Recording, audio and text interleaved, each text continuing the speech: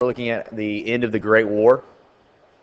Please make sure that you are keeping up to date with the notes on my website, that you're following up your assignments on Edmodo, and that you're using YouTube to watch all the lectures you need to catch up.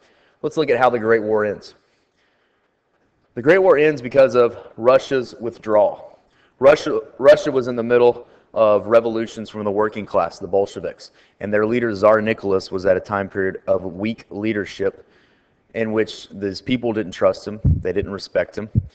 He was in a war that they didn't support, and back home they were losing jobs and were starving without food. So Tsar Nicholas was not thought of very much. Now, he will ultimately step down, and when that happens, Russia will withdraw from the war. And now Germany can focus all of its forces on the Western Front because it no longer has a two-front war on Western and Eastern Front. Now that Germany can focus on the Western Front, it will engage in the Second Battle of the Marne.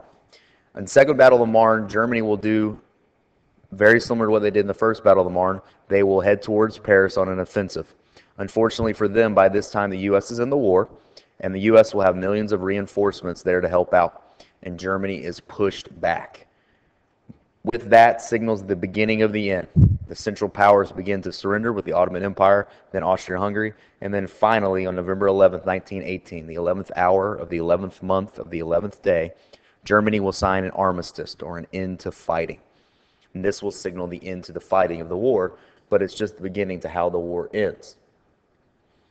The legacy of the war: 8.5 million soldiers are killed, 21 million are wounded, generations of Europeans are wiped out. The landscape and infrastructure, roads, canals, bridges, are all destroyed. And the estimated cost in 1919 was $338 billion. To give you an idea of how much money that would be today, the cost of a movie in 1919 was 5 cents. The armistice does not end the war. The Treaty of Versailles will end that, and it was considered a flawed peace. It is worked together at something called the Paris Peace Conference, which happens at the Palace of Versailles, right outside of Paris. And there, a group called the Big Four will meet. These are the four major leaders for those that are going to draw up the treaty. They are Woodrow Wilson, President of the United States, George Clemenceau from France, and David Lloyd George from Great Britain, and Vittorio Orlando from Italy. You'll notice that Russia is missing from this. You'll notice that Germany is missing from this. Germany will ultimately be punished by the Treaty of Versailles, and Russia will lose lands as well. At the Paris Peace Conference, Woodrow Wilson will give his plan for peace called 14 points. It consisted of 14 points which he believed would stop future wars from outbreaking. They are points 1 through 4: end to secret treaties, freedom of the seas, free trade, and reduction of militaries. He saw these as causes to World War I, and if we worked to prevent them during diplomatic relations, then perhaps they wouldn't happen in the future. The 5th point was a reduction of colonial claims. He encouraged self-determination of nations. That means that colonies would have their own idea whether they could be independent or be under the control of a protectorate. He said leave that up to those colonial territories. 6 through 13 were about creating new nations based on ethnic groups and heritage, and maintaining old nations based on political and geographic boundaries. How are we going to work that out? This was especially important in the Balkan Peninsula, trying to work together to get those countries working together. The 14th point was a general association of the League of Nations. This was a group that would work together on diplomatic issues so that they could prevent future wars. This was the one thing that Woodrow Wilson wanted out of all of them.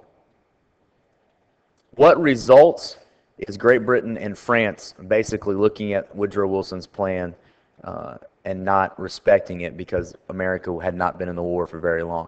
Great Britain and France will take over the proceedings, and they will seek to basically punish Germany.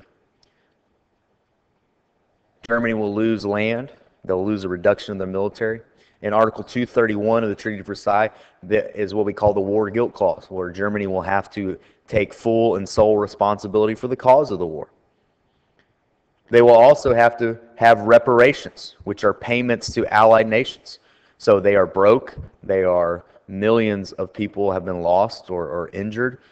They're given this war guilt clause, which causes resentment, and then on top of that, they're forced to make payment to allied nations.